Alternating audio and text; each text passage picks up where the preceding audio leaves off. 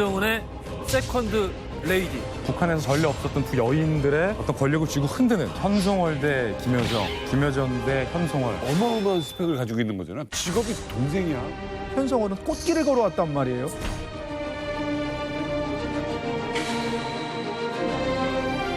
세컨드 레이디가 기획 감독하고 있는 선전선동은 유독 더 화려한 부분이 있는 것 같습니다. 현송월의 그 선전선동 방식이 약간 좀 개방적이어 보이거든요.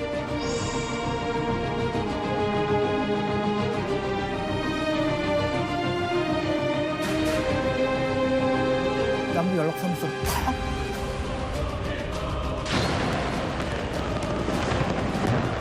현송월은 김정은의 손과 발이 돼서 어떤 그의 업적을 기리는 그런 일들을 주로 하고 있다.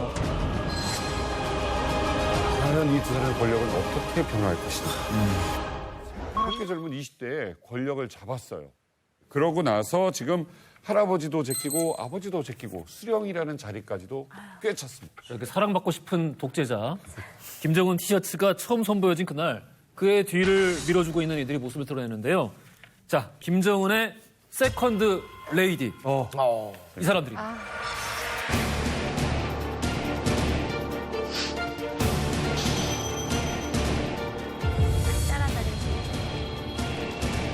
아주 쟁쟁한 이들 사이에 두 여인.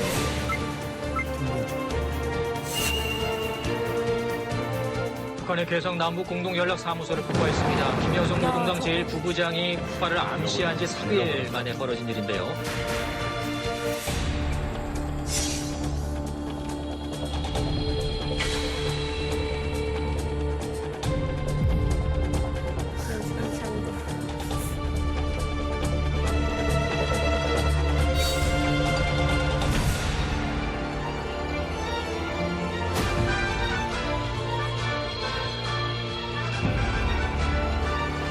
예술단의 공연을 앞두고 사전 점검차 내려온 현송월, 삼지연 관현악단장 일행은 현재 KTX를 타고 강릉으로 향하고 있습니다.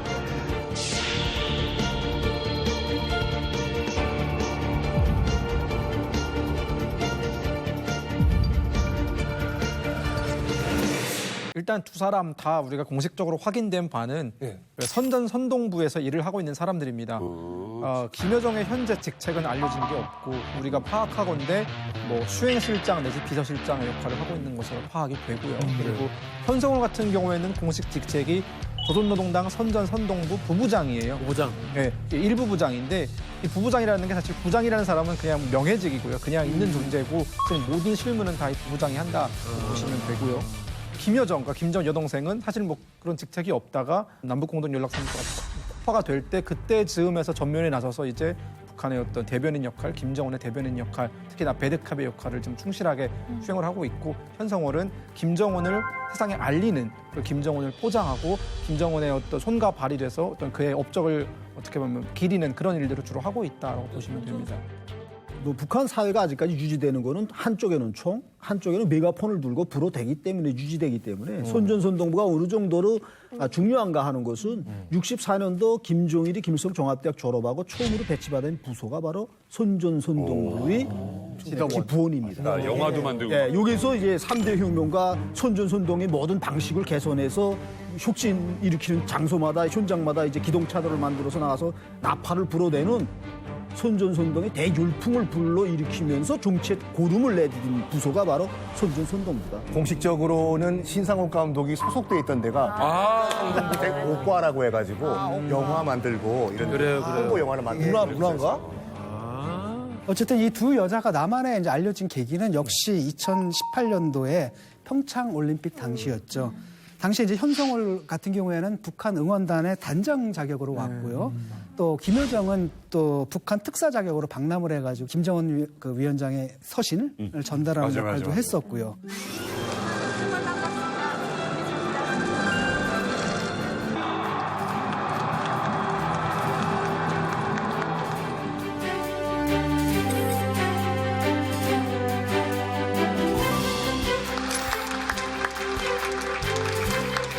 삼지연 관현악단 단장 현송월입니다.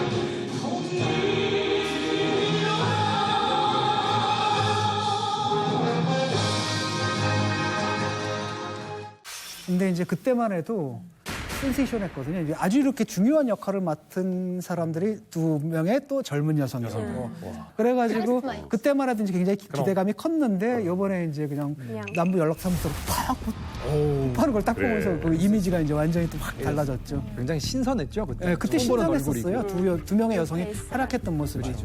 김여정이 백두혈통이에요. 예. 동생이니까. 뭐 이 어마어마한 스펙을 가지고 있는 거잖아. 그냥 직업이 동생이야. 그게 정답이에요. 그게 정답이야. 김정은 동생이 직업이에요. 찰스 왕세자가 직업이 왕세자인 것처럼. 그렇죠. 어마어마한 거예요. 어마어마한 거죠. 이 사진을 보시면 여기 보이시죠? 김정은 위원장하고 미설주. 네. 설주, 여기가 이제 현송월, 김여정. 자, 이 사진이 지난 4월 15일 김일성의 생일을 맞이해서 금수산 태양궁전을 참배한 사진인데 그 이전 해까지의 참배단의 규모는 대규모였어요. 예, 맞아요. 김정은이 당 간부들을 다 끌고 갔어요. 맞아요. 조선노동당 총비서 김정은 동지께서 제8기 당중앙 지도기관 성원들과 함께 금수산 태양궁전을 찾으시었습니다. 근데 지금 이 사진을 보면 보세요. 김정은 있죠? 네. 옆에 당연히 리설주 있죠? 그리고 가운데 회색 양복 입은 사람이 조용원이고 이 조용원은 김정은이 등극하면서 아버지 시대 때부터 물려왔던 간부들을 다 숙청하고 김정은이 직접 발탁해서 최고위직까지 끌어올린 김정은 정권의 실세 중에 실세예요. 조용원이 가운데 있죠. 그 바로 다음에 동생 김여정이 있죠. 그리고 그 옆에 현송월이 있는데 왜 있냐고. 실세만 있어. 그래. 옆에 뒤에. 옆에 뒤에. 근데 저 정도면은 보통 옆에 그냥 뒤에. 우리가 일직선이라고 보는 거예요. 일직선. 왜냐면 현송월의 위치와 김정은의 위치가 수평선이죠. 그럼 내가 김여정 같으면 되게 기분 나쁠 것 같은데? 지금 이 대등한 권력 관계에서 있다는 거고 이 북한 사회에서 누가 어디에 위치하고 누가 어느 열에 발맞춰서 걷는가는 매우 중요한 문제야. 예컨대 우리 이만갑에서 남희석, 허지웅, 김종민, 진킴, 썬킴 여기까지가 딱 어떻게 보면 정확하게 보내, 정확하게 봐. 지금 이 북한에서는 더하다고요. 그러니까. 더하다고요. 그리고 특히나 엄청난 재밌는 게 일이지. 김정은, 리설주, 김여정까지는 오케이. 그리고 그래 100번 양보해서 조용원까지도 오케이. 조용원 중요하니까. 근데 도대체 현송월이 왜 여기 있냐? 그러니까. 예컨대 가족이 아니잖아. 열병을 받고 있는 거예요, 거의. 백조혈평도 아니고 대박이다. 현송월이 하는 건 예를 들어서 우리나라 의전 행사, 청와대 의전 행사 때 대통령과 나란히 탁현민 의전 비서관이 있지 않단 말이에요. 그런데 북한은 민주국가도 아닌데 의전 비서관 정도의 김여정, 현송월 이 3명의 여성들이 일직서상에 대등한 곳에 위치하고 있다는 건 저는 지금 평양은 이 3명의 여성이 정말로 치열하게 권력을 나눠 갖고 있는 북한이야말로 지금 여인천하 시대다. 엄청나다. 이 사진 말고도 뭐 김여정이나 현송월의 위상을 보여주는 사진이 또 있어요. 2월 달에 열병식을 했거든요. 그때 가죽 잠바를 가죽 잠바를 입은 사람이 딱 4명 있었어요. 세상에. 가운데 있는 게 김정은이고 좌우로 지금 김여정과 현송월이 있잖아요. 근데 앞서 그 화면에 있었던 조용원도 가죽 잠바를 입었어. 이건 뭘 의미하냐? 김정은 위원장이 가장 신뢰하는 측근들에게 저 가죽 잠바를 하사했다는 걸 의미해요. 그것도 허락받지 않고 위원장하고 똑같은 옷 입고 나오면 잘못하면 숙청당하거든요. 그런 점을 고려할 때 지금 김정은 위원장 주위에서 김정은 위원장이 가장 신뢰하는 사람들이 바로 저 4명이다.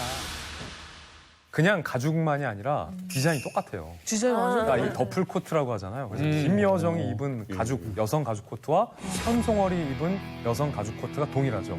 저건 사실 통상적인 상식에선 여동생 김여정이 기분 나빠할 일이에요. 그러니까. 그리고 저 가죽 옷을 입지 않은 아내 리설주 입장에선 완전 그런 기분나빠할 일이에요. 현송월이 뭔데? 그치. 왜?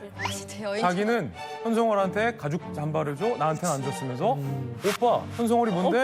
나한테 준 거랑 똑같은 거죠. 아니, 근데 이게 김여정 입장에서도 리설주 입장에서도 사실은 기분 나빠할 아니 이게 일인데 웃을 일도 그렇잖아요. 아니고 이 사진도 그렇고 요 전에 사진도 그렇고 지금 보면서 막 가슴이 콩닥거리는 게 이런 종류의 어떤 그 가족 간의 불화가 이제 역사적인 큰 그 어떤 물결을 가르는 그쵸. 이런 종류의 그 사례들을 돌아보면은 이런 시점에서 이게 가는 거예요. 이런 시점에 저는 자격이 없는데 나랑 동급으로 저는 자격이 없는데 왜 저 옷을 입고 있냐고. 맞아. 그럴 때 가서 총 쏘고 총 맞고 그러는 거예요. 총 쏘고 총. 진짜로. 조용호 같은 경우에는 김정은 시대에 올라선 조용호는 손에 수많은 피를 묻히고 그 자리까지 왔어요.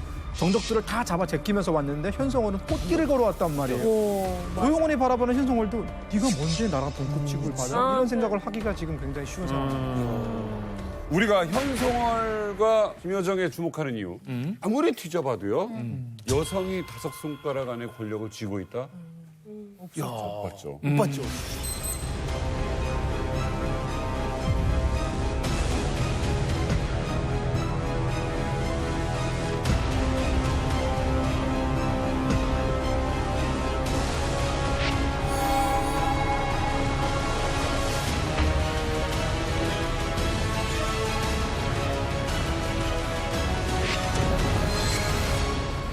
사실은 형이라든가 이런 분은 권력 갈등 과정에서 경쟁을 했기 때문에 편안할 수가 없는 것이고 그리고 김정은이 등극했을 때 북한의 권력의 요직을 차지하고 있었던 원로들은 자기가 상대하기가 상당히 불편했겠죠. 그래도 고모부도 또. 예, 그렇죠. 그리고 고모부는 권력을 남용하다 자기가 척결했어야 되고 그러다 보니까 주변에서 편한 사람을 찾았을 것이고 그게 이제 여동생과 현송월과 뭐 부인은 아직은 권력에 아주 가깝다고 볼 수는 없지만 그런 사람들을 주변에 둔 것이다. 뭐 그 점이 저는 가장 큰 요인이라고 봅니다. 김정은의 어떤 스타일은 내가 뭔가 조언을 구하고자 했었을 때 나의 의전을 보고 나의 일거수일투족을 갖다 전부 다 감시할 수 있고 나의 모든 것을 통제할 수 있는 사람이 남성보다는 여성이 편한 거고. 아, 그러면 성향의 문제일 것이다. 네, 그러니까 성향의 문제도 있고 두 번째 꾀를 찬 김여정은 운이었던 거예요. 그게 김여정이 여성이어서 그랬던 거지. 그 김여정이 남성이었으면 달라졌을 거예요. 견제의 대상이 될 것 같아요.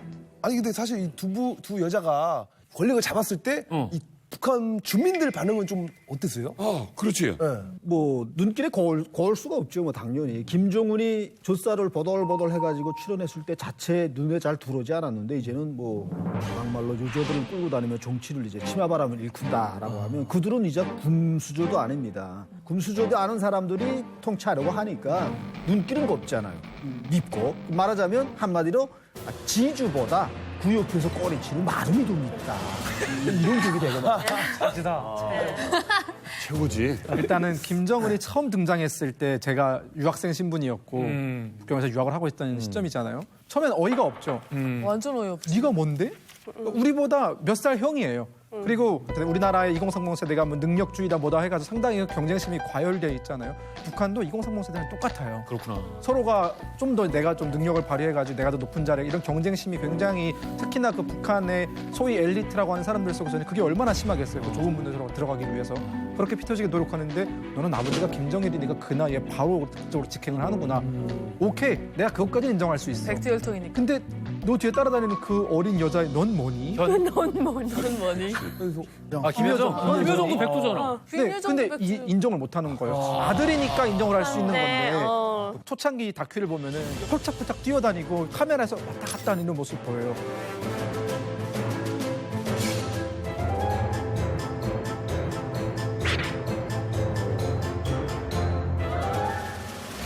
제가 이런 얘기를 유학생들은 직접 들었는데 국격 떨어뜨린다. 맞아, 까불까불 하는 왜 저런지 그 모르겠다. 장면. 김정은 여기 저 인터뷰하고 있는데 저 뒤쪽에서 이렇게 빠끔 내다보기도 네, 하고. 그래서 자신들도 저것 좀 통제를 해줬으면 좋겠다라고 얘기를 할 정도로 김여정을 인정을 하지 않던 분위기였단 말이에요. 저도 사실은 이제 국방부 쭉 취재해오고 북한 취재하면서 김여정과 현송월의 지위가 계속 변해왔다. 쉽게 말해서 격상돼 왔다. 예컨대 기억하실 거예요. 김여정이 처음 등장했을 때 그리고 평창 동계올림픽 때 특사 자격으로 우리나라 왔을 때 그때 사람들이 뭐라고 했냐면 김여정을 향해서 북한 미소천사라고 했어요. 그게 역할이었던 거죠. 북한도 있을 거죠. 그냥 약간 부드럽게. 김정은 옆에서 웃고만 앉아있는 그 정도 역할이면 김여정은 좋겠던 거예요. 근데 지금 김여정 모습을 보면 무서워. 위상이 달라졌죠. 메시지가 달라졌죠. 하는 역할이 달라졌죠. 너무 무서워. 자, 그러면 여기서 중요한 궁금증이 하나 나오는 거예요. 그러면 현송월과 김여정은 김정은이 주는 역할만 받아서 그 역할에 한정돼 있는 꼭두각시 노릇일까? 인형 노릇일까? 아니면 실체적으로 권력이 있는 실세일까? 이게 중요하잖아요. 한 가지 장면을 저는 굉장히 흥미롭게 봤습니다. 지난 6월 북한에서 당 정치국 회의가 열렸어요. 김여정과 현송월이 그때 어떤 위치에 있었는가를 유심히 봤는데 이 정치국 회의에서 당 간부들을 막 질책하는 일이 있었거든요. 김정은이 당 간부들 질책하고 조용원이 나와서 거의 뭐 무릎 까고 막 그랬었어요. 근데 그때 2명의 여인이 강단에 등장합니다. 그래서 당 간부들을 김정은과 조용원처럼 똑같이 질책합니다. 예상하셨겠지만 그 2명의 여인이 바로 김여정과 현송월이었어요. 그 2명의 여인이 뭐라고 했냐면 당에서 지시한 지가 언제인데 아직까지 목표 관철을 안 하느냐. 왜 너네들 마음대로 일을 똑바로 안 하느냐 하면서 간부들을 혼냈던 2명의 여성이 북한 역사상 이런 장면 없었어요. 없었죠. 여성이 당 간부들을 김정은 앞에서 다그친다.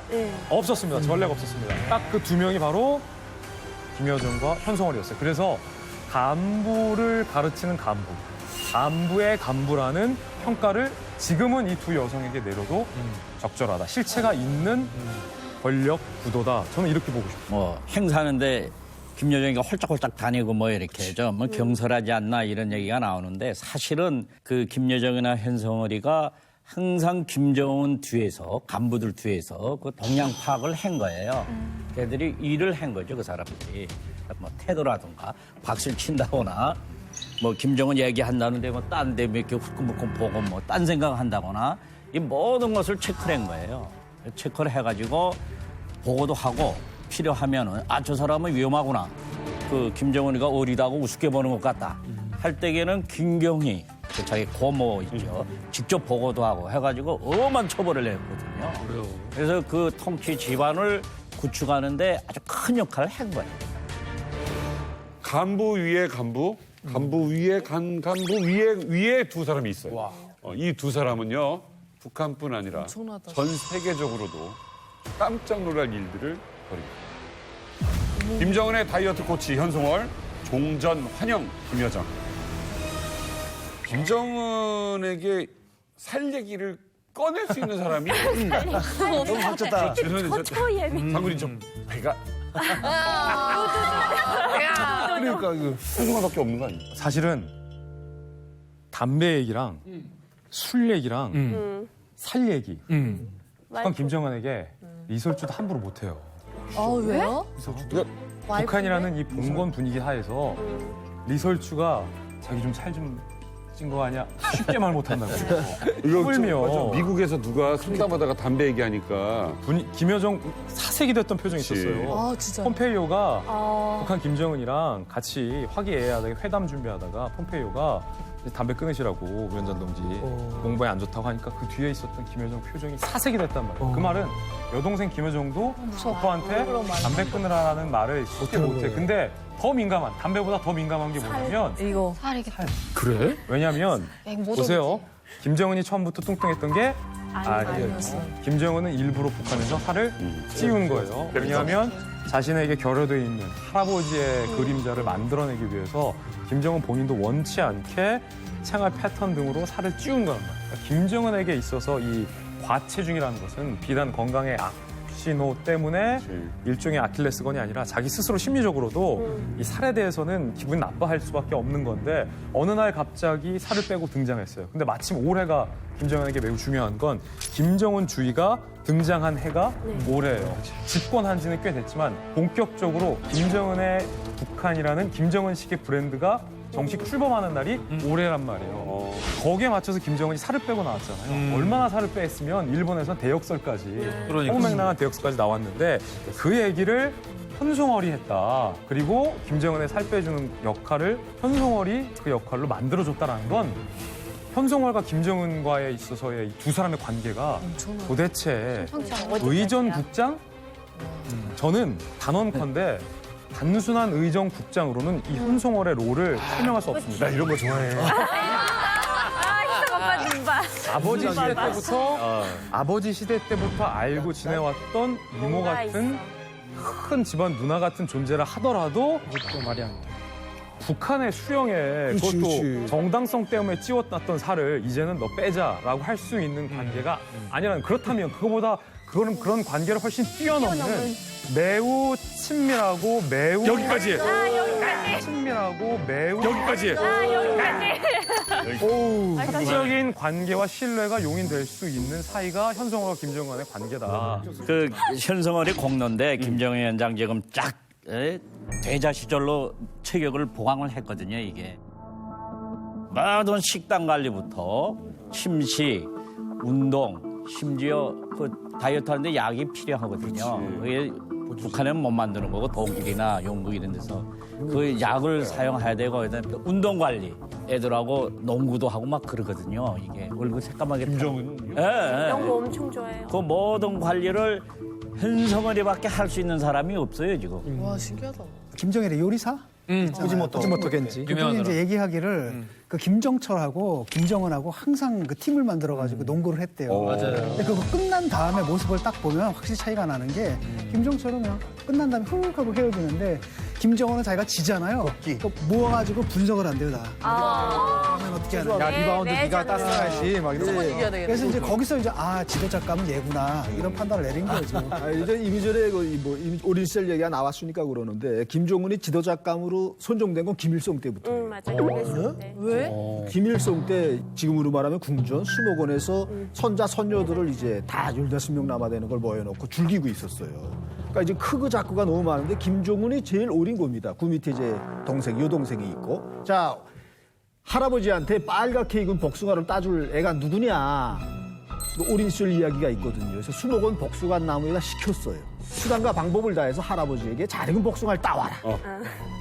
거기는 이제 막대기부터 시작해서 뭐 공구들이 다 있었습니다. 그래 애들이 뛰가서 남자애들은 김종철이나 김종남이는 막 뛰어서 나무 잡아 타고 올라가고 여자애들은 막대기를 집어서 깡충깡충 거리는 애도 있고 신발을 뻗어서 던지는 애도 있어요. 재밌다. 그런데 김정은이가 제일 어립니다. 7살짜리, 6살짜리. 그러니까 이건 올라갈 수도 없고 던질 수도 없고. 현성월을 그런데 도끼를 집었어요. 가서 나무를 찍었어요. 어머. 에이. 7살이 나무를 도끼질을 했어요. 그러니 올라가던 형들이 김종철이 그렇지 않아도 심장이 약한데 얼마나 무서워. 왜 그거 찍으면 나 총 떨어져 하는데 상관없어요. 난 복숭아만 따면 돼. 그러니까 그 행위를 한 걸 봤다는 이때 김일성이 나무를 무너뜨린 게 아니라. 저는 보통 놈 아니야. 지켜봐. 나는 말을 했다고 합니다. 사실은 우리 심리검사 중에 그림검사 중에 사과나무 따기란 검사가 있어요. 네, 그래가지고 이렇게 사과나무를 갖다 하나 그린 다음에 사과를 따봐라 하는 거죠. 그런데 어떻게 딸 거냐? 어떻게 딸 거냐인데 이제 우리가 가장 원하는 반응이 있는데 저는 도끼질을 하는 아이는 한 명 못 봤고요. 저 아는 사람이 한 명 봤었대요. 진짜로요? 도끼질을 해서 그 사과를 갖다 자르려고 하는 애가 한 명 있었대요. 소시오패스인가요? 어때요? 재밌다. 굉장히 드문 경우이죠. 대체적으로 굉장히 과잉 행동도 있고 충동적도 있고 굉장히 마음도 급하고 그리고 내면적으로는 사과를 따기 위해서 도끼질을 하는 게 아니라 사실은 그림 검사였던 실제가 아니라 도끼질을 갖다 하고 싶은 거죠. 도끼질. 화가 나서. 네. 그러니까 어쩌면은 도끼질을 한 이유는 사과를 따기 위해서가 아니라 김정철을 떨어뜨리고 싶어서였을 수도 있는 거예요. 아, 서로. 죽일래라. 복숭아를 따기 위함이 아니라는 거죠. 복숭아. 그래요. 자, 에라이 나도 안 될 바에 너도 안 돼. 최고인데. 아무튼 이거 막 살 빼라 뭐 해라 이런 거 얘기하는 거 이게 쉬운 게 아니거든요. 네. 근데 이제 김정은의 다이어트는 두 가지 경우의 수가 있어요. 첫 번째 경우의 수는 본인도 이제 본인의 어떤 체형 자체가 상당한 어떤 조롱의 대상이 되는 거를 갖다 알았기 때문에 본인도 그거 자체가 이제 불쾌하고 그런 다음에 북한 내의 전반적인 분위기도 각 나라의 분위기도 중요하거든요. 내가 건재함을 과시하기 위해서는 이제 체중을 줄여야 되겠다는 동기부여가 됐다 그러면은 그거는 이제 옆에서 그런 얘기가 어느 날 나오는 게 아니라 수도 없이 얘기가 나오다가 이제 해볼까 하면서 하게 되는 거죠. 그런데 이제 해볼까 했을 때 그거를 누가 해야 하느냐는 이제 그때 그 껄끄러운 일을 갖다 맡아주는 사람으로 이제 현성월이 되는 거죠. 그래서 어떤 의미에서 김여정이나 리설주가 현성월이 굉장히 뭔가 이렇게 왜 저기 있어 할 수도 있지만요. 반대로 이용하는 걸 수도 있어요. 귀찮은 얘기, 욕먹을 수 있는 얘기는 전부 다 가서 해. 너가 총대 메고 해라. 그러다가 보니까 있으면 편한 거예요. 그러면서 이제 이 다이어트가 어느 정도 이루어질 수도 있고 부가정이었다 그러면 우리는 현재 상황으로서 현성월의 지위도 이해할 수 있는 거지요. 그래서 우리는 보통 내가 다이어트를 했다고 착각하지만 사실은 우울증인 경우가 많아요. 우울하면 입맛 떨어지거든요. 그러고 나서 만사에 재밌는 게 없어요. 그러니까 괜히 가서 띵뛰기만 해요. 달리기만 해요. 결국은 안 먹어야지 살이 빠지는 거예요. 네, 그런 다음에 아침, 점심, 저녁까지는 별로 입맛이 없어요. 그런데 바로 그때 밤에 야식을 먹으면서 술을 먹으면 살이 더 쪄요. 그거만 막으면 되거든요. 네. 그런데 이번에 김정은이 한 달 동안 밖에 안 나왔어요. 네. 밖에 안 나온다는 거는 귀찮은 거거든요. 무기력하고. 그렇기 때문에 밤에 술만 안 먹으면 살이 빠져요. 그러면 또 이때도 누군가 또 필요한 거예요. 귀찮은 일을 해줄 사람. 잠을 깨워야 돼요. 늦게 자면 늦게 자지 말라고 해야 돼요. 술 먹으려고 그러면 술 먹지 말라고 해야 돼요. 그러면 이렇게 현성월의 지위가 조금 이제 올라갈 수 있는 거지요. 자, 지난 9월에요. 문재인 대통령이 유엔 총회 연설에서 종전선언 언급했죠. 여기에 김여정이 반응을 했습니다.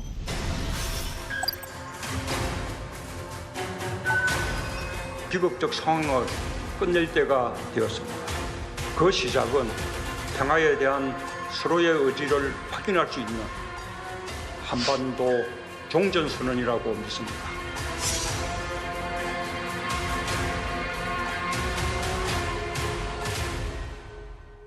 그런데 물론 무조건 좋다고는 안 했죠. 그 뒤에 북한의 요구사항을 또 제시를 합니다. 그 요구사항이 이중기준 철폐하고 적대시 정책을 철폐하라. 이중기준이라는 것은 북한이 미사일 발사해도 도발이라고 하지 마라. 근데 사실은 북한이 미사일 실험하면 도발이 되는 게 유엔 안보리 제재 위반이기 때문에 도발이 되는 거거든요. 북한이 핵무기 핵실험을 하니까 유엔에서 탄도미사일도 개발하지 말라고 해서 불법적인 게 되니까 도발이 되는 것이고, 한국과 같은 경우에는 핵무기 개발 안 하니까 탄도미사일 실험에도 도발이 안 되는 거죠. 근데 이제 그 이중 기준을 갖다가 철폐하라고 이야기했고 또 적대시 정책을 철폐하라고 해요. 그런데 북한이 이 적대시 정책이 뭔지는 얘기 안 해요. 끝까지. 자기가 필요하면 다 적대시 정책이라고 해요. 그런데 일반적으로는 제재 완화해라. 그리고 한미연합군사훈련 중단해라.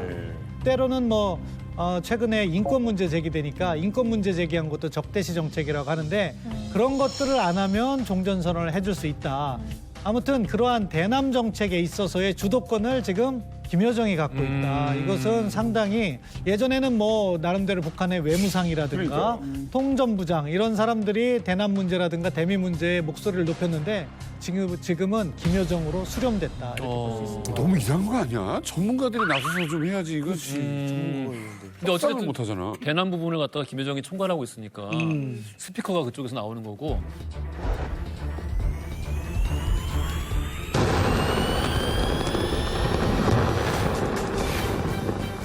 작년 6월이었죠. 사실 그때 좀 충격적이었는데 계속해서 북한이 처음에는 불만 표시를 해요.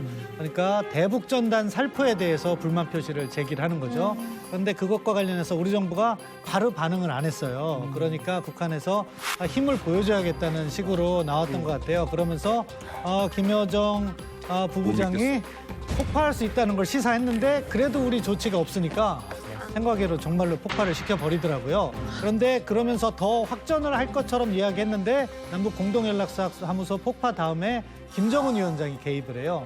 그러면서 상황을 관리를 하더라고요. 그러니까 김여정 부부장을 제어하는 건 역시 김정은 위원장이란 것도 보여줬는데 아무튼 6월 달에 긴장이 고조될 때도 김여정 부부장이 전면에 나서면서 한국을 압박하고 그러한 어떻게 보면 북한의 도발 행위를 지휘하는 그런 모습을 보였죠. 역할 분담이죠. 그러니까 왜냐하면 베트남 하노이 회담이라든지 이런 것들 굉장히 기대를 했는데 무산됐지 않습니까? 그러면 이제 국가원수에서 엄청난 책임을 져야 되는 거예요. 그런데 그 책임을 갖다 이제 남쪽에 돌리려니까 뭔가 도발적인 행동이 필요하고 근데 그 행동을 내가 직접 하게 되면 파토가 나는 거잖아요. 네. 그런 속에서 김여정한테 그 역할을 맡기고 그다음에 딱 한 다음에 자기가 나서서 사태를 딱 수습함으로써 그러니까 제가 볼 때 일종의 역할 분담이 이루어졌다고 봐요. 김여정하고 이 현송월하고 이 두 여자 중에 누구랑 더 김정은하고 일을 더 많이 해요? 간단히 말씀드리면 김여정은 때때로 김정은의 대리하는 역할을 해요. 대신하는 역할을. 그리고 현송월은 김정은을 잘 꾸며주는 역할을 하게 되는 거죠. 그렇기 때문에 현성월이랑 김정은이 같이 나타나잖아요. 그럼 김정은이 여기에 굉장히 어떤 의미를 두고 있구나라고 생각하게 되는 거고요. 그런 다음에 김여정과 김정은이 나타나게 되면은 굉장히 여기서 저들이 파워를 갖다 과시할 생각이 있나 보다라고 우리는 생각하게 되는 거죠. 그러네요. 딱 다르네 상황이. 그런 다음에 사실은 어떤 의미에서 김여정이 그런 역할을 하기 때문에 우리가 혼란스러울 수도 있지만 북한 안에서는 대한민국이랑 굉장히 우호적인 분위기로 갔어요. 뒤집혀요. 그럼 누가 책임져야 돼요. 그럼 누가 하나 날아가야 돼요. 그 일을 별로 하고 싶어 하지 않거든요. 그쵸. 그러니까 김여정이 그 역할을 하고 있으면은 밑에 사람들이 굉장히 편해져요. 동생이니까 그냥 넘어가는 거거든요. 이제 외교의 비공식적 채널이 한 사람으로 통일된다는 점에 있어서는 우리 정부에도 이익이 되는 점이 있어요. 쓸데없이 돌아가거나 쿠션 치지 않고 왜냐하면은 만약에 우리도 이제 사업을 하다가 어떤 개인 회사예요. 중견기업인데 일이 잘못됐어요. 그런데 사장이 난 나가서 사과하기 싫대요. 그러면 동생한테야 전무인 동생한테 네가 나가서 사과해봐. 그러면은 동생이라도 나와야지 다들 그래도 성이 있구나 생각하거든요. 근데 딱 동생이지요 이제. 왜냐하면 여자들이 여자 동생이 나가잖아요. 그러면 그 전까지는 막 사장 나오면 멱살 잡을 것 같은 사람들이 여자 멱살은 못 잡거든요. 그런 다음에 남자들이 나가면 막 서로 싸우는데 여성이 나가니까 싸우지 않고 그냥 웃으면서 얘기하고 앉아보자 그러면 얘기가 되거든요. 그래서 여성 생각을 좀 기묘하게 써먹는 사람도 있어요. 그렇지. 생각해보니까 이제 하나씩 다 걸리네. 하나씩 걸려. 사실은 이 현송월 대 김여정, 저는 오늘 주제를 듣고서 너무 흥미로웠어요. 우리가 쭉 지금까지 현송월의 어떤 이례적인 권력 행사에 대해서 감탄해 왔지만 지금 이 토크를 실시간으로 김여정이 옆에서 듣고 있다면 김여정 입장에서는 화도 안 나고 웃음이 나올 정도일 거예요. 두 사람의 권력의 역학관계는 현재 그러하다. 예컨대 김정은이 가장 신경을 쓰는 북한의 외교 대상 1등은 대한민국인데 이 대한민국을 향해서 김여정이 최근에 내뱉었던 말들을 제가 쭉 복기해봤어요. 문재인 대통령 향해서 미국산 앵무새다. 청와대를 향해서 특등 머저리다. 청와대를 향해서 철면 피한 괴변. 저어능하다. 겁먹은 개다.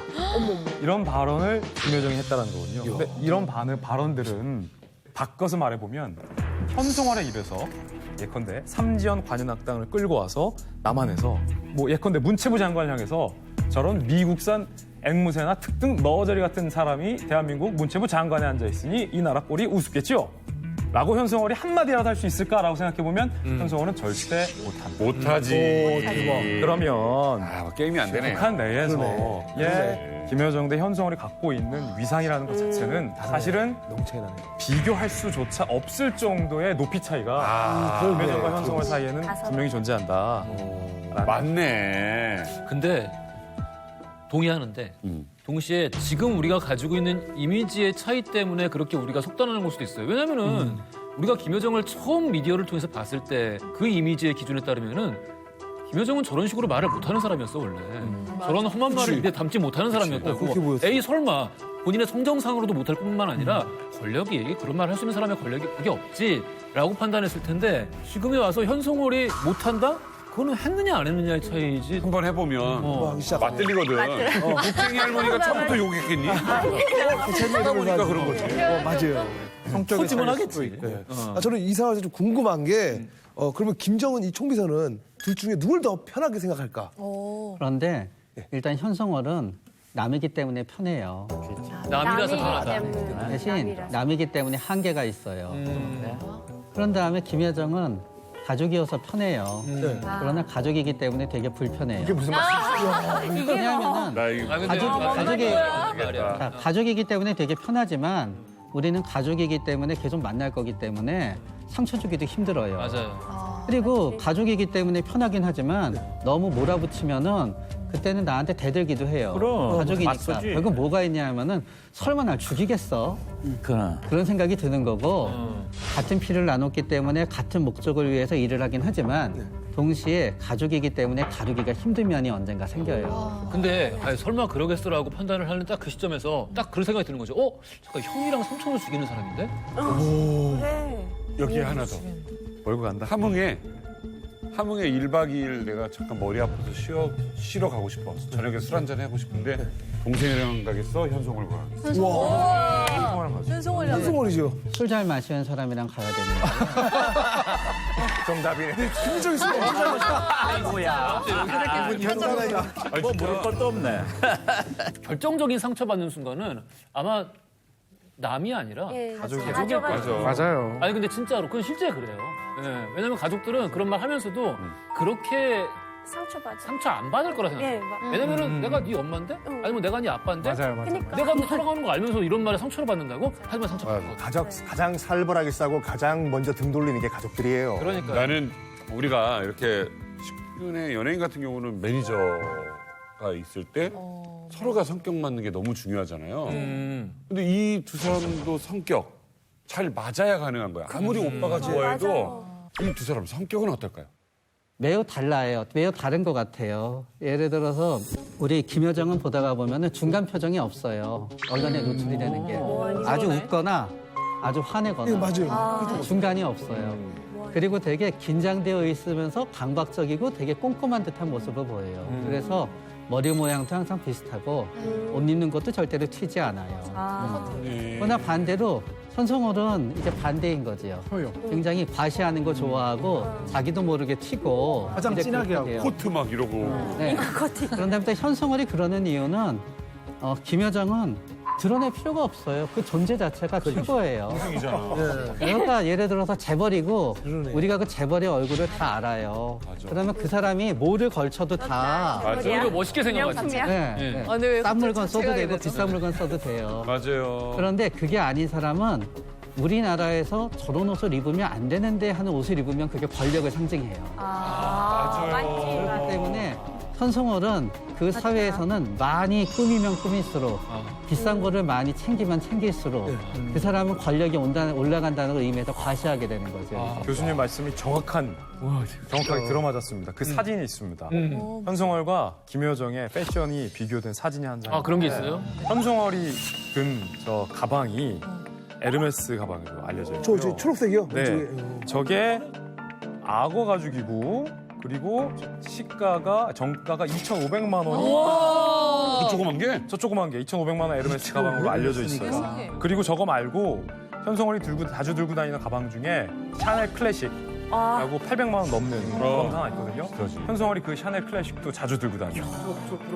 에르메스의 샤넬 가방을 현송월은 거리낌 없이 들고 다니는데 반면에 지금 김여정이 들고 다니는 저 가방에 대해서는 이거 뭐지? 저게 어떤 가방인지 아무도 몰라요. 아니 전 세계 이 호사가들 저 가방의 디자인과 품번이 전 세계에 알려진 바 없어요. 진짜요? 일각에서 83 제품. 만든 탄산. 83 제품이라는 설도 실제로 있어요. 진짜. 장마당에서 샀나? 그럴 수 있다. 김여정은 에르메스도 필요 없고 샤넬도 필요 없어요. 그럼 오히려 김여정의 패션에서 유명해진 건 맨날 하고 다니는 저 머리띠. 북한 평양에서 김여정의 머리띠 유행했을 적 있었거든요. 근데 북한 평양에서 현송월의 에르메스가 유행할 수는 없거든요. 사실은 요걸 보면서 현송월은 김여정에게 없는 게 있잖아요. 그게 한 가지인데 매우 크잖아요. 바로 그렇지. 엄청 크지. 혈통이 없잖아요. 그렇기 때문에 현송월은 저렇게 과시하려는 욕이 있는 것 같은데 저는 제가 흥미롭게 봤던 건 김정은이 저걸 용인한다는 거예요. 그렇지. 3명의 여자가 있어요. 김정은 주위에. 부인 리설주가 있고 김여정이 있고 그리고 현송월이 있어요. 근데 제가 알기로 리설주는 에르메스나 샤넬백을 대놓고 들고 다닌 적이 잘 없어요. 진짜요? 나는 어떻게 저거를 가졌는지는 별 관심이 없고 저거를 허용을 해줬다라는 그렇지. 개념이 만약에 가능하다면은 약간 소외감 느낄까 봐 계속 우려했던 것 같아요. 계속 어울려 다녀. 지금 그러니까 그냥 깐부야. 이 패거리가 깐부인데 어쨌든 우리 혈이 아니잖아. 우리 피는 아니란 말이야. 그러니까 알게 모르게 소외감을 느낄 거라고 생각하고 김정은이 계속 그걸 신경을 쓰고 있어 내가 보기에는. 그래서 몇 차례 더불어서 몇 번 좀 배려해주는 모습들을 좀 많이 본 것 같아요. 알았습니다. 내가 이게 우리 부부 생각을 해보니까 왔어? 네, 왔어요. 김정은이 리설주에게 말했어요. 그 좋은 거 있으면 뭐 하나 선물 좀 해줘. 맞아, 세계에서 이런 말이에요. 자기가 사서 주면 안 돼. 리설주가 줄 수 있게 해주는 거야. 이렇게 안 하면 이 문제는 커져. 옷이랑 자기 얘기. 왜냐면 이 사치품을 김정은이 간부들한테 사치품을 선물해주면서 충성심을 받아내는 통치 행위로 쓰는데 지금까지는 남성 간부들만 있어서 시계, 벤츠 이런 거였는데 여성 간부가 처음 등장하다 보니까 그게 빽일 수도 있겠다라는 생각이 드는 거예요.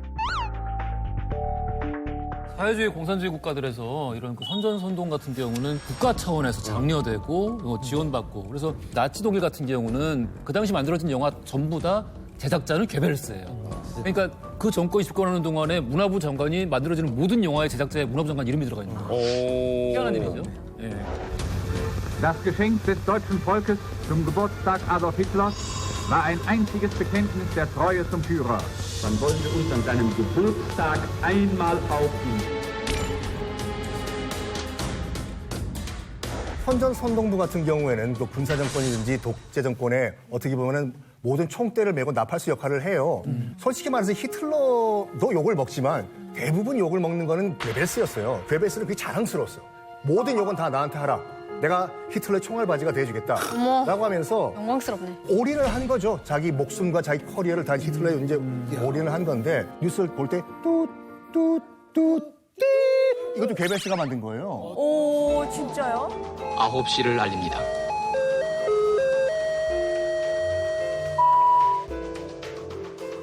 그리고 괴벨스의 선전선동의 가장 하이라이트는 뭐냐면 1936년도 베를린 올림픽이었거든요. 베를린 올림픽은 철저하게 정치적인 올림픽이었는데 모든 홍보를 다 괴벨스가 담당을 했어요. 그러니까 이거를 어떻게 괴벨스가 만들었냐. 히틀러와 나치를 띄우기 위해 가지고 뭘 했냐면 인류 역사상 처음으로 올림픽 경기를 TV와 라디오로 생방송을 해요. 그리고 처음으로 인류 역사상 처음으로 아테네에서 체화하잖아요. 성화를. 이걸 들고 마라톤을 뛰지 않습니까? 베를린까지. 그 성화봉송 개최지까지. 이걸 처음 디자인한 것도 괴벨스. 이야. 지금 뭐 현송월이나 이 사람들이 하는 게 뭐냐 레니 리펜슈탈이 했던 그거거든요. 레니 리펜슈탈도 히틀러의 굉장한 총애를 받아요. 그러니까 얼굴이 엄청 미인이야. 예를 들어가지고 원형극장이 있잖아요. 원형극장에서 헤드라이트죠. 그걸 쫙 올리거든요. 그럼 이게 어떻게처럼 보이냐면 둥글기 때문에 고대 그리스 신전의 기둥처럼 보여요. 기둥이 딱 되고 여기 있는 사람하고 우리는 하늘하고 연결되어 있다. 그 포인트가 사실은 판문점에서 남북 정상이 만나서 도보다리 위에서 두 정상이 벤치에 앉아서 이야기를 나누는 모습이 사실은 굉장히 잘 연출된 장면인데 보세요. 남북의 역사를 초월했죠. 남북의 해묵은 갈등을 초월했죠. 두 정상의 연령을 초월한 채 앉아있잖아요. 그 사진만 보면 김정은 멀쩡해 보여요.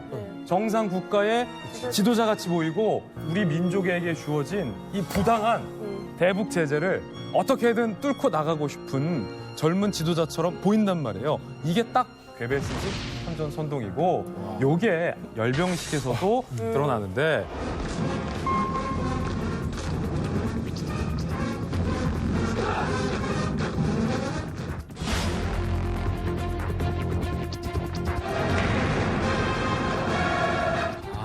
야간에 한 게 최초였어.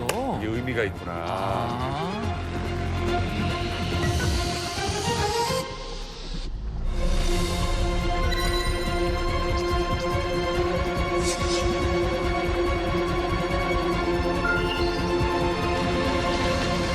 야간에 조명을 큰 조명을 갖다가 허공에 이렇게 쏘면은 진짜 멋있거든요. 이게 나치 전당대회에서 전 세계에서 처음으로 한 건데 그래서 워낙 신화적이고 위험 넘치는 모습을 자랑할 수 있는 그런 측면이 있는데 비슷한 모습이 보이네요. 야간 열병식도 김여정이 다 기획을 하고 총괄한 걸로 알려져 있는데 이 선전선동의 이면에는 오마주가 들어가요.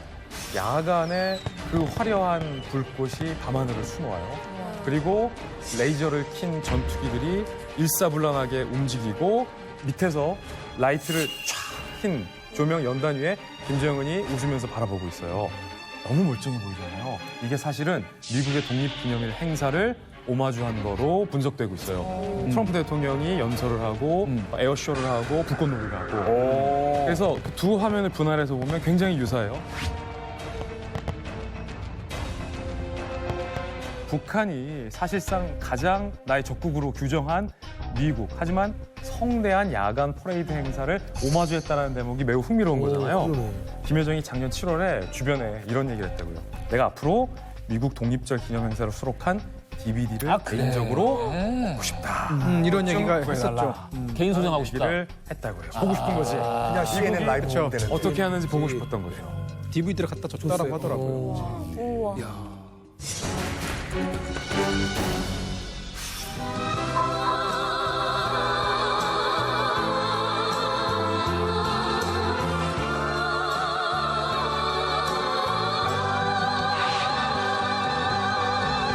현송월 북한 모란봉합단 단장이 평양에서 열린 전국 예술인대회에 참석했습니다. 새시대 문화기술 발전의 앞길을 환히 밝혀주시는 우리 당과 인민의 최고 용도자이신 경려하는 김정은 예수님께 최대의 용예와 가장 뜨거운 감사의 인사를 드립니다.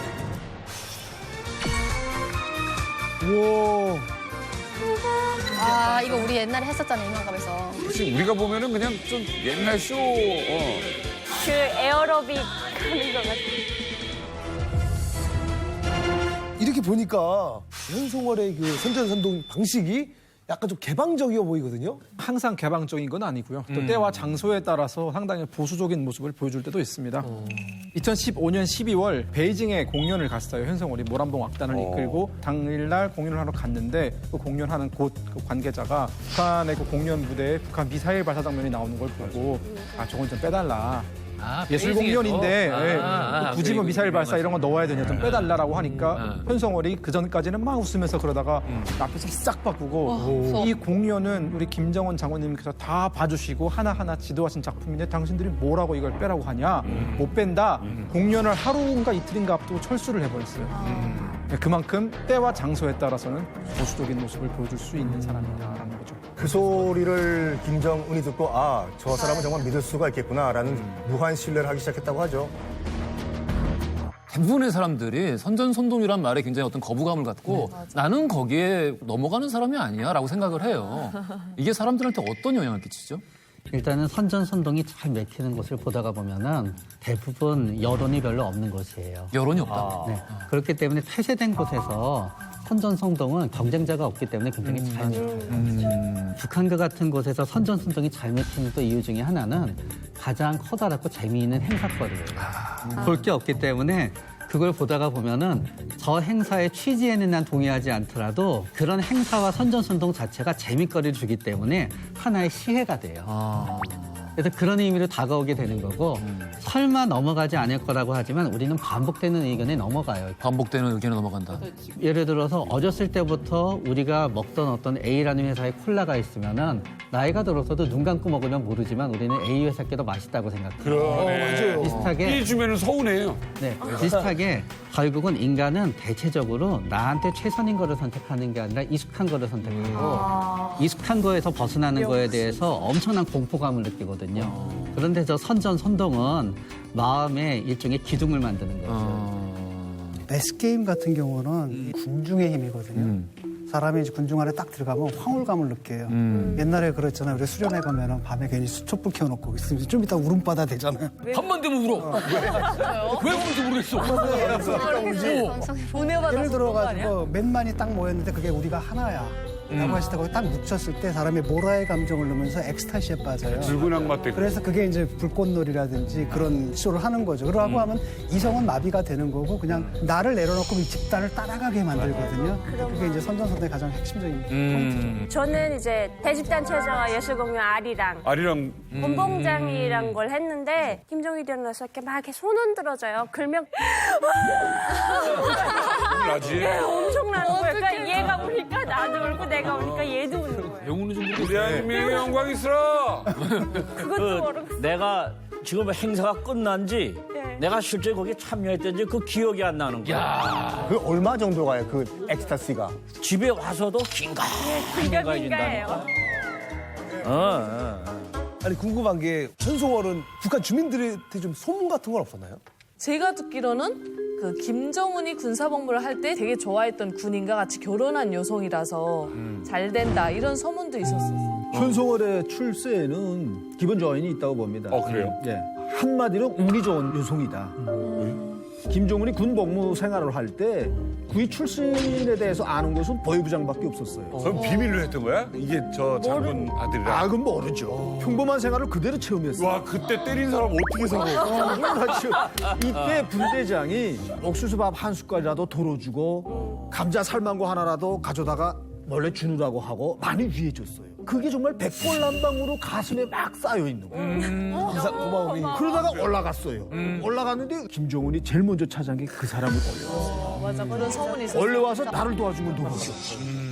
아니 그때부터 옆에 데리고 다녔어요. 대박.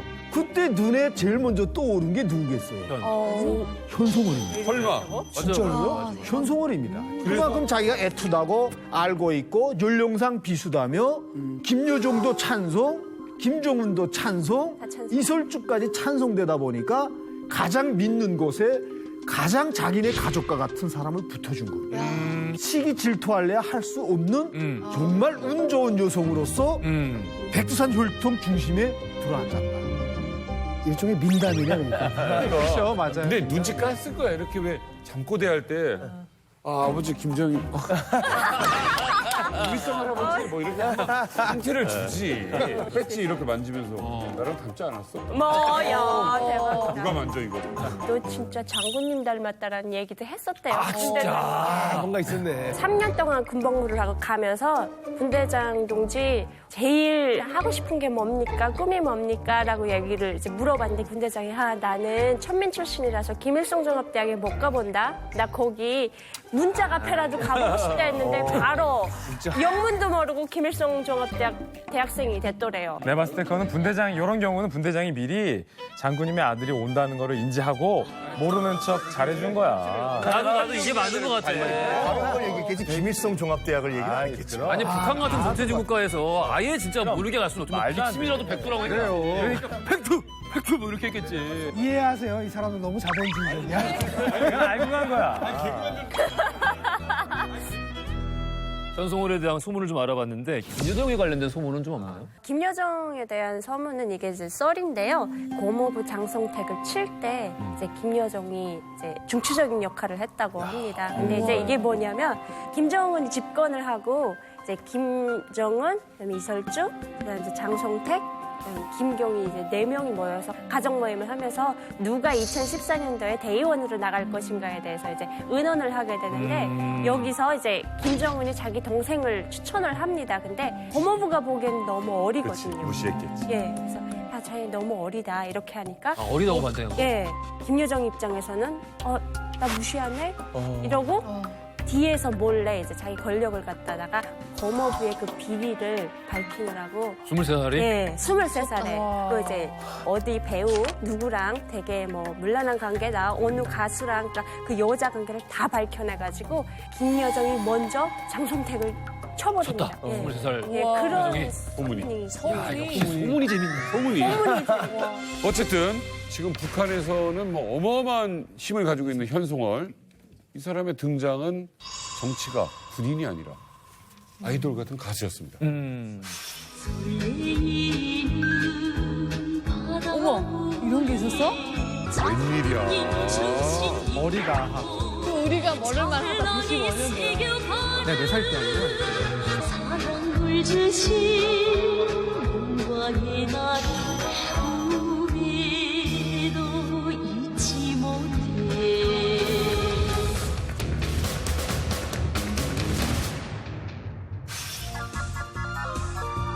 이게 대박이었지.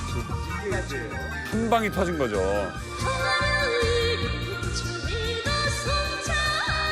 아, 저 노래 진짜 많이 들었는데. 노래 잘하네.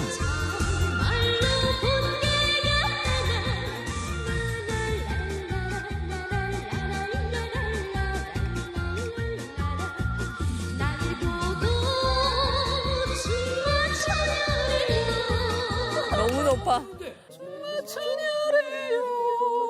처음 듣는데 따라 부를 수 있어.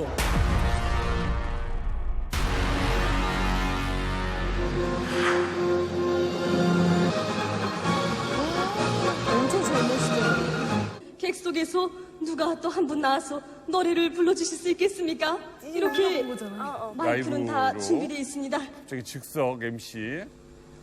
보천보 전작단의 유명한 가수였던 현송월 가수가 앉아있는 것 같은데, 예, 우리 이 기회에 유명한 현송월 가수의 노래를 듣는 것이 어떻습니까, 여러분? 근데 북한에서 이런 식으로 즉흥적으로 할 수가 있나요? 이건 100% 짠 거죠. 이거 누가 봐도 짠 건데. 어서 일어나 주십시오. 박수 소리가 작은 것 같습니다. 근데 이때 진짜 저 처음 봤어요. 임신한 모습. 그래서 이게 현성월인 줄 알았지. 이때 현성월이라는 여자 나왔지.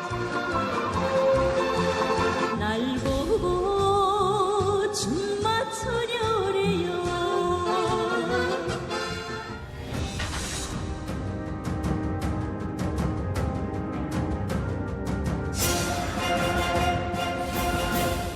현성월이 딱 나왔을 때 목소리로 먼저 알려졌거든요. 그리고 북한 내부의 사람들은 대부분 사람들이 주체 창법이라 해가지고 막 앵앵거리고 막 뭔가 그 간드러지고 이런 목소리가 대부분이란 말이에요. 근데 이 사람은 허스키하고 좀 뭔가 남성적인 어떤 그런 중저음이 있잖아요. 그것 때문에 좀 더 다르게 봤었어요. 확실히 풍이 달랐어요. 주체 창법이 뭐예요? 주체 창법 누가 하나도 예 좀 불러주세요. 예. 김정일 국방위원장이 나왔을 때 제일 좋아했던 목소리가 백두산 멀리 이렇게 부르는. 그냥 잘 부르는 노래잖아. 다 동그란 소리를 내요. 파라노란 나의 가곡처럼. 이렇게, 예, 그렇게 가곡처럼 불러요. 예. 주체 창법은 존엄성있게 배꼽에 뭐 단열에 힘을 주고 여기서부터 뽑아서 송대를 눌고서 입을 벌려서 나간다. 공명시키고 진짜 찬송가 부르는 거랑 어쨌든 맞아, 어쨌든 현송월은요 객석에서 애드립으로 올라올 때 그 임신한 상태였어요. 그게 임신해서 본인이 나 막달이라고 이 얘기를 합니다.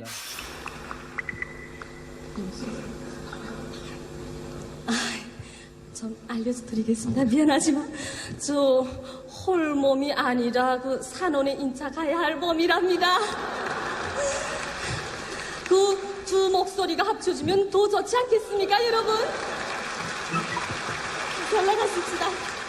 그게 북한 사회에서 가능해요? 그 애드립으로 한다는 게 공연을? 아니요. 90년이 처음이더라고요. 기존에는 방송원 사회자 MC라고 하는 뭐 방송원부터 시작해서 다 눈에 따라서 너는 나가서 어떤 말을 어떻게 한다. 이거 다 암송해야 돼요. 근데 저게 충격이었겠네. 이렇게 할 때 갑자기 확 받아들이는 게 재미도 있고 가수로서 배도 뚱뚱한 사람까지 나와서 기대감이. 근데 이게 되게 재밌게 저는 방금 포인트를 봤는데 현송월이 아까 우리 선전선동에 있어서 지금 북한에서 굉장히 중추적인 역할을 한다. 괴벨스에 견줄 만한 역량도 가지고 있다라는 분석들 많이 했잖아요. 선전선동에 탁월한 현송월이 본인의 데뷔 무대에 대한 아이디어를 자기가 좀 본인이 짰을 수도 있겠다는 그걸 누가 기획해서 얘기하겠어요. 근데 지금 이야기를 들으면서 북한 사회라는 맥락 안에서 너무 이제 이해가 되고 맞아 너무 정합성 있는 얘기야 하면서도 이게 상식적으로 그냥 우리 사회라고 생각을 해보면은 노래를 잘하는데 정계 진출을 해? 왜 안 돼, 왜? 왜 노래 잘한다고 그게 정치적인 능력이나 자기가 쌓아올린 게 아무것도 없는데 노래 잘한다고 정치한다고? 대중의 인지도. 노래도 못하는데 정치인 되는 놈들이 얼마나 많은데.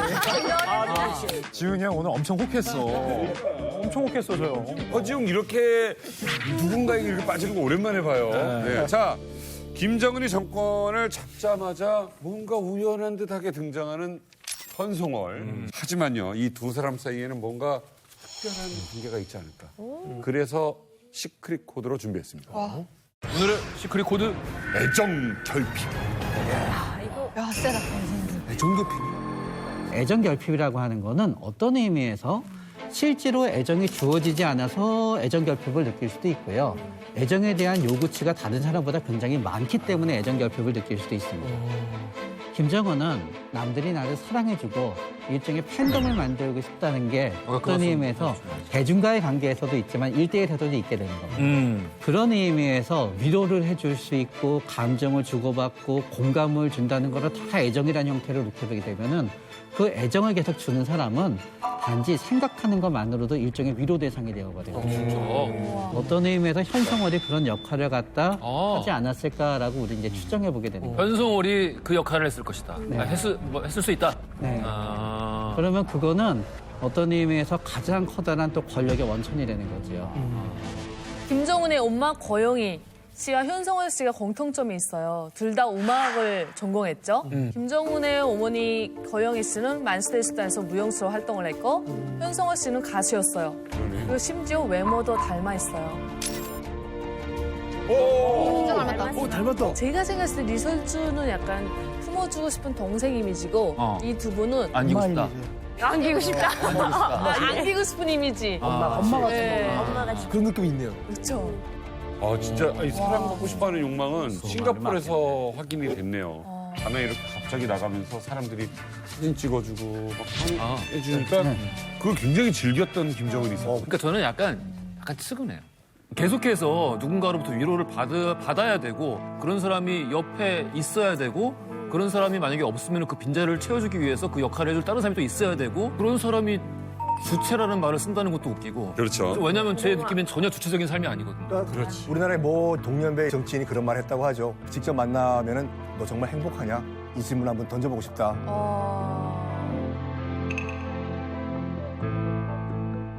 현성월과의 이 인연은 김정은 위원장과 아주 오래전 스위스 유학 그 이후로 또 거슬러 온다. 그래요. 김정은이 스위스에서 4년간 유학을 했어요. 그리고 프랑스에서 공부했다는 소리도 있어요. 그런데 안타깝게도 어머니 고용희가 아파서 아들의 유학길에 동행하지 못해요.